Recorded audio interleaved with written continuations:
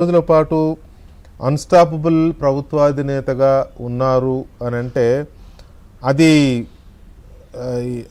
ఆయన నమ్ముకున్న హిందుత్వ అనే సిద్ధాంతమా లేకపోతే ఇంకా ఏదైనా వేరే కారణం ఉందా? నేను ముందు పెద్దలిద్దరికి నమస్కారం. వెంకటకృష్ణ గారు మీకు కూడా నమస్కారం అండి. మోడీ గారి గొప్పతనం చెప్పే కంటే ముందు మీరు 8,932 రోజులు అన్నారు కదా. అవును. 8,932 రోజులు ఏ రోజు కూడా ప్రభుత్వ ఉద్యోగి అయితే లీవ్ తీసుకుంటాడు, ప్రధానమంత్రులు అయితే తన సొంత కుటుంబంతో ఈవెన్ అటల్ బిహారీ వాజ్పేయి గారు కూడా కేరళకు పోయినాడు ఒకసారి వాళ్ళ కుటుంబ సభ్యులతో కలిసి. అట్లా ఉన్న అటువంటి ప్రధానమంత్రి అంటే మొత్తం దేశంలో ప్రధానమంత్రి అట్లాగే ఉన్నారు.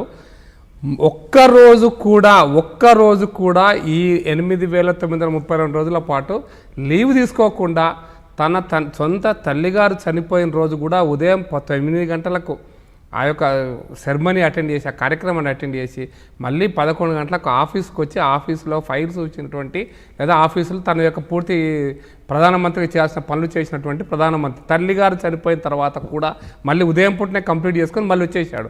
అంటే ప్రధానమంత్రిగా ఒక్కరోజు కూడా, ప్రధానమంత్రి కాదు ముఖ్యమంత్రిగా కూడా ఒక్కరోజు లీవ్ తీసుకున్నటువంటి ఒక ప్రజానాయకుడు మనకు అంటే ప్రజాప్రతినిధిగా మనకి ఉన్నాడు కాబట్టి ఆయనను మనం అప్రిషియేట్ చేయాల్సింది ఒకటి. రెండో విషయం ఏంటంటే వారు నేను నాకు దగ్గరగా చూసిన నేను మొట్టమొదటిసారి కలిసింది చెప్తాను సార్. 2014లో వారు ఇంకా ప్రధానమంత్రి కాలే. ఇంకా వారు ప్రధానమంత్రిగా అంటే ప్రధానమంత్రి మా పార్టీ నుంచి ప్రధానమంత్రి అభ్యర్థిగా ప్రకటించిన రోజు. అప్పుడు మీకు తెలుసుగా ప్రోటోకాల్ ప్రకారము ఎక్కువ తక్కువ పోలీసులు ఈ వ్యవస్థ అంతా ఉండదు, అంత హంగామా ఉండదు. మేము ఒక 5-6 మాత్రమే ఎయిర్పోర్ట్కు పోయినాం ఆయనను సెండ్ ఆఫ్ చేయడానికి.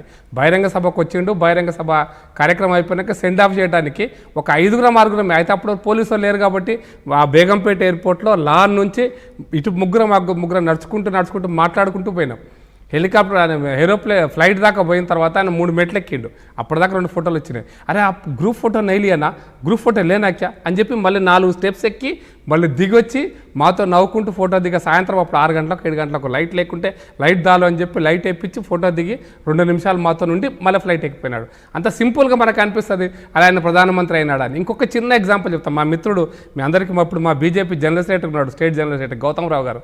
ఆయన ఎప్పుడో స్టూడెంట్ లీడర్గా ఉన్నప్పుడు ఒకసారి మోడీ గారు అప్పటికే జనరల్ సెక్రటరీ అయ్యిండు బీహార్లో, మన గుజరాత్లో. ఆయన బీజేపీ కార్యాలయం పోయినాయంట. అక్కడ పోతే మోడీ గారు కింద కూర్చొని మనం వెనకట అద్దం పెట్టుకుంటాం చూసారా, గడ్డం గీసుకోవడానికి మన పాతకాలపు బ్లేడు మనం ఈరోజు కనపడుతుంటుంది, ఎక్కడో పాత సినిమాలో కనపడుతుంటుంది. అట్లా కనపడుతున్నాడు. అట్లనే గీసుకుంటున్నాడు. గీసుకుంటే గౌతమ్ పోతే క్యా హై అంటే ఆంధ్రప్రదేశ్ అంటే ఆయన స్నానం చేసినాడు కార్యాలయం ఆఫీస్లో, బీజేపీ ఆఫీస్లో. ఆయన అట్లా గడ్డం గీసుకొని స్నానం చేసి కిస్నే మిల్లే అంటే ఏదో పేరు చెప్పినాడు. చలో ఉదర్ మిలేగా కార్యవర్గ సమావేశం కలుస్తాడని చెప్పినాడు. కలుస్తాడని చెప్తే ఈయన అక్కడికి పోయినాడు మధ్యాహ్నం 10-11 గంటలకట్ట. పోగానే ఈయన గుర్తుపట్టి మళ్ళీ పిలిచి ఇది రావు ఏ ఓ ఆద్మీ తుమ్ మిల్నా చాతేనా ఓ ఏ ఆద్మీ అని చెప్పి పరిచయం చేశారు. అప్పుడు మనకి నా ప్రధానమంత్రి అవుతాడని కూడా ఊహించుంటారు. అంటే మన చిన్న ఎగ్జాంపుల్ చెప్తున్నాను మీకు. ఇంకా ఒక సంఘటన, ఇంకొక చిన్న సంఘటన. మా రంగారెడ్డి జిల్లా అధ్యక్షుడు పనిచేసిండు మన బుక్కా నరసింహారెడ్డి అని. ఆయన ఉత్తరం రాసుకొని మోడీ దగ్గరికి పోయినాడు. ఏదో ఆయన మోడీని కలిసి ఓ ఫోటో దిగుదామని. ఆయన ఒక్కడే కూర్చొని ఆఫీస్లో పిఏకు లెటర్ ఇవ్వగానే, కిషన్ రెడ్డి గారు లెటర్ ఇవ్వగానే పిలిచాడు మోడీ గారు లోపలికి. జోక్గా నవ్వుకుంటేనే ఐఏజీ బొక్కాజీ అయ్యా అన్న. అంటే బొక్క అంటే వాళ్ళ ఇంటి పేరు, సొంత పేరు బొక్క, నరసింహారెడ్డి ఇంటి పేరు అనుకుంటున్నాడు మోడీ గారు. అంటే వాళ్ళ సహజంగా గుజరాత్లో ఉండే రకమైన పేర్లు అవి. ఐఏజీ బొక్కాజీ అయ్యా అన్నాడంట. నాకు ఆశ్చర్యం, బొక్క నరసింహారెడ్డి అనే పేరు అయినది కానీ బొక్క అనే ఇంటి పేరు అనేది ముందు వెనక ఉంటుంది కదా. ఒక్కడే కూర్చొని ఎంతసేపు అంటే 5 నిమిషాలు ఫోటోలు దిగి టీ తాగిచ్చాడు, అది పంపించాడు. అంటే ఆ యొక్క చిన్న విషయాలలో కూడా చాలా పర్టికులర్గా మోడీ గారి యొక్క ఇది ఉన్నది కాబట్టి చెప్తాను. ఇంకా నేను ఆ తర్వాత ఈ మధ్యకాలంలో ఒక 2-3-4 ఏళ్ల కింద మోడీ గారి ఇంటికి పోయినా. మా డోక్లా అంటే మేమంతా చాలా మంది కలిసిపోయినాం, ఒక 50-60 మంది. మాతో 2-3 గంటలు ఉన్నాడు ఆ రోజు. ఇక సార్ చరిత్ర అయితే చాలా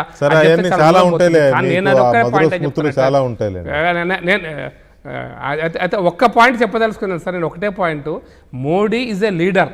అంటే ఆయన పని చేపిస్తున్నాడు, చేయడం ఒకటే కాదు, ఆయన పని చేపిస్తున్నాడు. చూసారా ఆయన యొక్క టీము, ఆయన క్యాబినెట్ మంత్రులు కావచ్చు, ఆయన అధికారులు కావచ్చు, అధికారులతో పని చేయించిన తీరును చూసినరా, అది ఆయన సక్సెస్ స్టోరీలో ఒక భాగమని నేను నమ్ముతున్నాను సార్. ఎందుకంటే ఆయన చెప్పిన ఒక పదాన్ని గుర్తు చేస్తారు. ఇప్పుడు పెద్దలిద్దరు ఐఏఎస్ ఆఫీసర్ ఉన్నారు కదా, ఒక మాట అన్నాడు. Any IAS officer, any civil service officer, మేము పర్సనల్ కలిసినప్పుడు చెప్పిన విషయం, గత ప్రభుత్వంలో ఉన్నారు, మన ప్రభుత్వంలో ఉంటారు, రేపు ఇంకో ప్రభుత్వంలో ఉంటారు. కానీ వారితోని అప్పుడు పనిచేస్తారు, ఇప్పుడు పనిచేస్తారు, రేపు పనిచేస్తారు. కానీ పని చేపించుకునేటువంటి సామర్థ్యం నీ దగ్గర ఉన్నప్పుడు వాళ్ళు కాంగ్రెస్ పార్టీలో ఉన్నా ఇంకో పార్టీ ఉన్నా వాళ్ళని చేపించుకోవడం మన సామర్థ్యం, వాళ్ళ సామర్థ్యాన్ని ఉపయోగించి మనం చేసుకోవడం అనేది అది మనకు ఉండాల్సిన లక్షణం అని చెప్పి ఒక నాయకుడిగా చెప్పినటువంటి పది ఉంది కదా.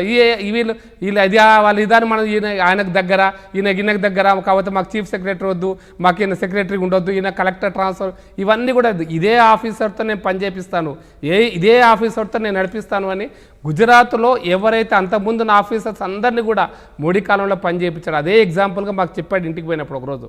ఆఫీసర్స్ మారరు కానీ వాళ్ళను మీరు వాళ్ళంతా చాలా మంచిగా ఉంటారు, వాళ్ళను మీరు ఎట్లు ఉపయోగించుకుంటారు అనేది మీ సామర్థ్యం, కానీ వాళ్ళ గురించి మీరు ఆలోచించకండి, వాళ్ళ సామర్థ్యాన్ని మీరు ఉపయోగించండి అని ఎగ్జాంపుల్గా పెద్దలు ఇద్దరు ఉన్నారు కాబట్టి చెప్తున్నా.